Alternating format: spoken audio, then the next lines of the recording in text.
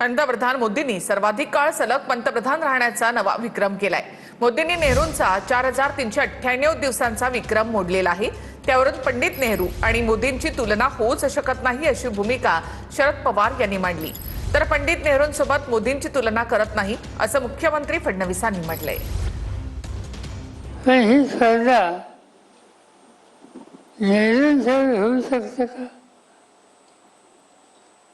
ती स्पर्धा नेहरूंसह असताना सांगण्याचा प्रयत्न आहे की नेहरू जितके दिवस प्रधानमंत्री होते तितके दिवस असे प्रधानमंत्री आहेत।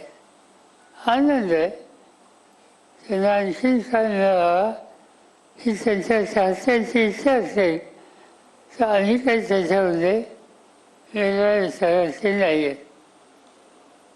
पण नेहरूंचं कर्तृत्व, नेहरूंचं योगदान याची तुलना होऊ शकते का? नेहरूजींचा एक रेकॉर्ड होता, ते 4398 दिवस होते। मोदीजी आता 4399 दिवस झाले आहेत आणि पुढेही ते राहणार आहेत।